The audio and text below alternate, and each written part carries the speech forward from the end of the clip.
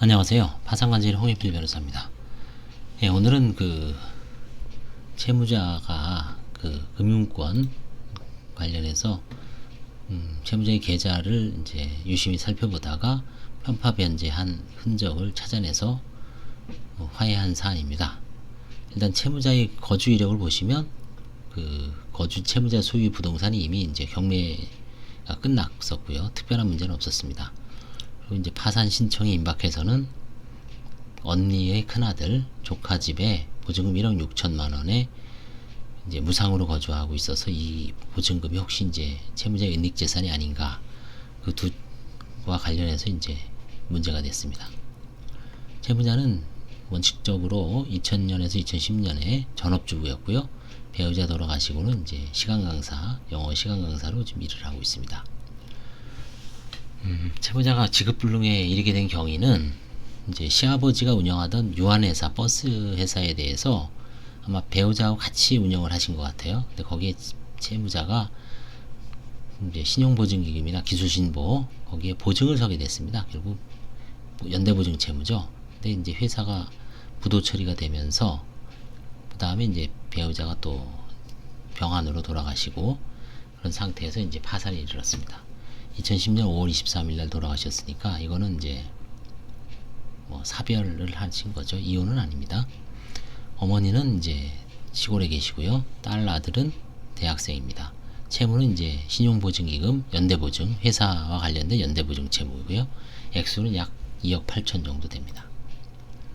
5년 동안 처분한 재산은 특이한 거는 없습니다. 구형 소나타를 팔아서 생활비로 좀 쓴 게 있고요. 그 다음에 이제 소유한 빌라는 약 2억 2,743만 원에 이제 매각이 됐는데 경매 과정에서 전액 다 근저당권자 내지 채권자에게 충당됐고 특별히 은닉한 거 이런 건 없는 것 같았습니다. 그 다음에 이제 배우자도 채무가 상당해서 채무자는 2010년 5월 달에 돌아가시고 7월 2달 후에 상속 포기를 했습니다.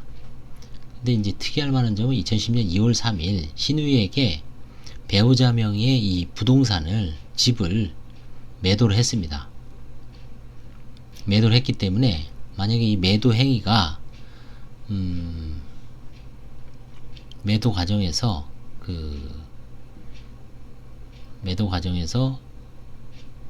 좀 저가 매도라든가 이런 게 문제가 됐으면 관제인은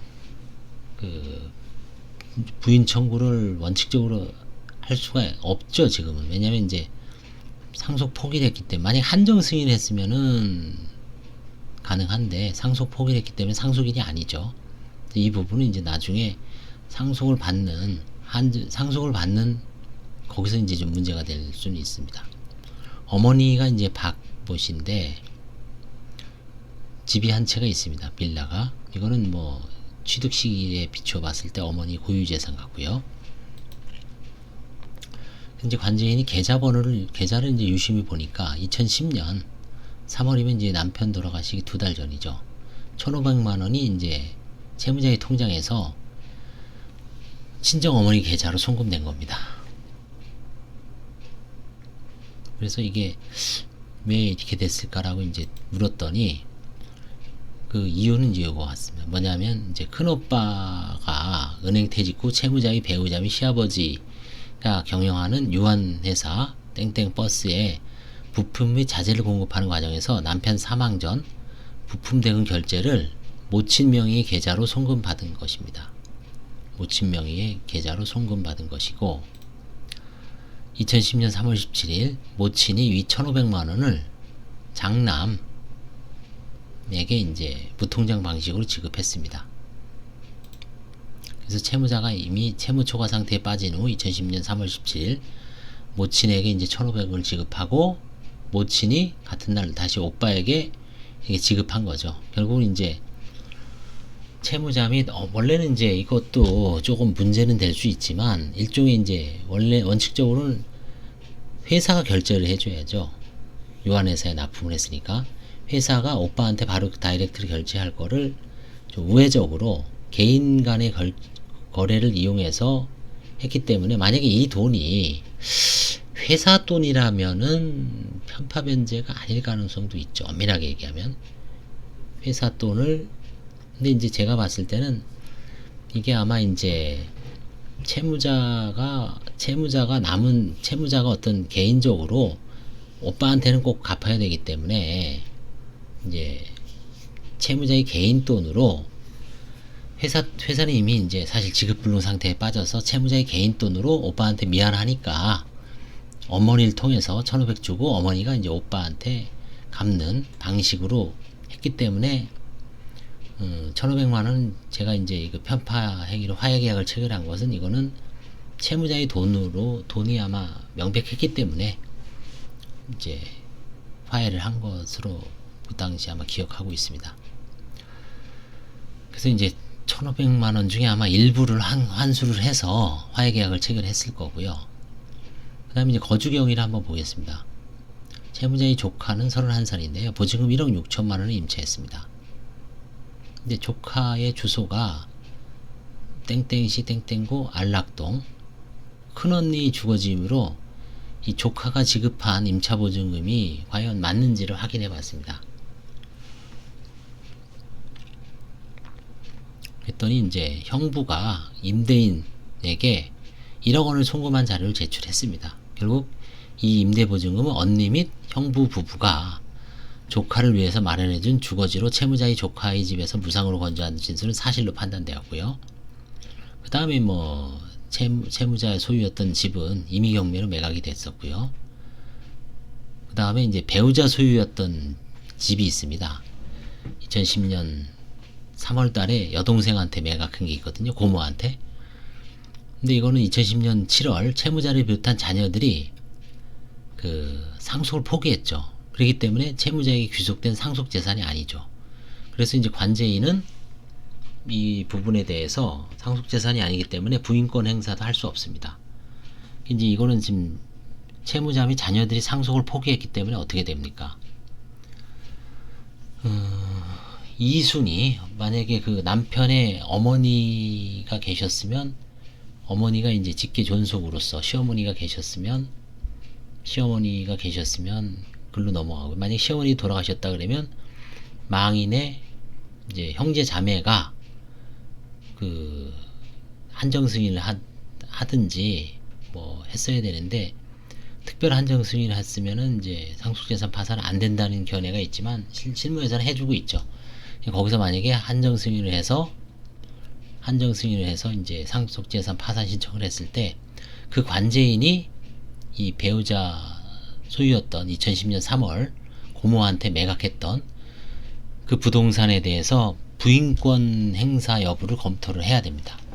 좀 어렵죠. 이건 좀 차분하게 생각을 해야 되는데, 결론은 뭐냐면 그때 이게 이제 남편분이 2010년 3월에 여동생에게 부동산을 매각을 했어요. 그럼 상속 채권자들 입장에서는 혹시 저게 염가 매각 아니냐라고 의문을 표시할 수 있죠.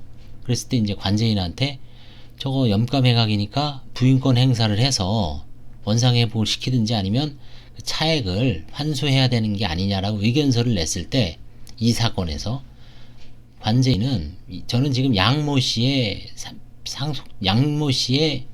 그 저거죠. 파산 관제인이요. 채무자. 상속 재산에 대해서는 상속 포기를 했기 때문에 관제인은 부인권 행사를 원칙적으로 할 수가 없습니다. 그래서 이제 누군가가 나중에 다른 2순위, 3순위들이 한정 승인 했을 때 거기서 이제 한정 승인하고 혹시 법원에다가 상속재산 파산을 했을 때 거기서 부인권 행사 여부를 검토를 해야 된다는 얘기입니다. 채무자의 진술에 의하면 남편과 함께 실질적으로 유한회사 버스를 운영한 시아버지가 딸 신우이에게 남편 사망 전인 2010년 2월 3일 매매로 소유권 이전 등을 하였다가 하나캐피탈 등 채권자들이 사행위 취소 청구를 당하는 과정에서 채무 변제를 하였다고 진술. 즉 시아버지가 주도하여 채무자는 정확한 내용을 잘 모른다. 그래서 제가 이제 내린 결론이 채무자가 상속 포기를 하였으므로 부인 청구의 대상은 아님이 명백하죠. 저는 이제 뭐 쉽게 넘어갔습니다. 그 다음에 이제 마지막 쟁점이 모친 어머니, 친정 어머니의 부동산 취득 경위는 뭐 지금 이건 2013년 사건인데 10년 전에 이미 뭐 어머니가 취득한 걸로 봐서 고유의 재산이죠. 자녀들 명의 재산은 없고요. 채무자 명의 보험 해약 환급금 같은 것도 존재하지 않습니다. 그래서 오빠와 아까 1,500만원 중 800만원 화해계약을 체결해서 800만원은 이제 결국은 신보가 가져갔겠죠. 유일한 채권자니까. 여기 이제 신보인가 뭐 기보 그 기금의 이의사유를 한번 보겠습니다.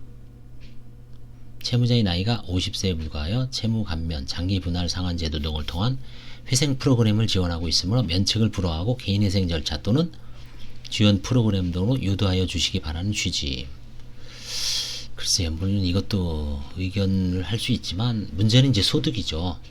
개인회생 절차라든가 개인회생 절차는 특히 월 생계 이 당시 아마 최소한 채무자가 120 이상을 벌어야지 120, 30 이상을 벌어야지 그 자기 생계비 빼고 뭐 2, 30만 원이라도 상환할 수가 있는데 그 정도 소득이 안 나온다면은 사실은 개인회생은 불가능하죠.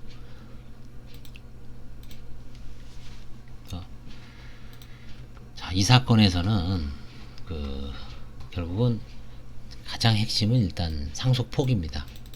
상속 포기하고 채무자의 개인 계좌, 채무자의 개인 계좌에서 큰 돈이 좀 큰 돈이 이동한 경로를 추적을 해서 그게 결국 편파 행위, 편파 변제가 됐다는 것을 밝혀서 일부 하해했고, 그 다음에 배우자가 돌아가신 다음에 상속 포기를 했기 때문에 그 배우자의 사망 전의 부동산 처분 행위는 원칙적으로 상속재산이 되지 않기 때문에 관제인은 부인 청구를 할 수 없다는 그런 결론을 잘 알아두시기 바랍니다. 그래서 이 점은 요즘 이제 이 당시만 해도 상속재산 파산 신청은 활발하지 않을 때입니다. 이때가 언제냐면 2012년이죠.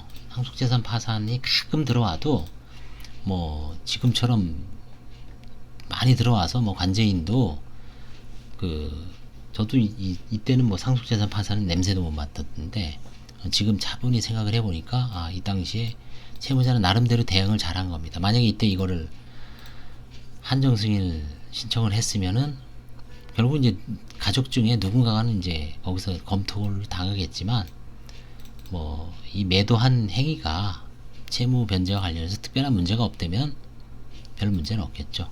예, 오늘은 상속 포기와 관련된 쟁점에 대해서 한번 살펴봤습니다. 감사합니다.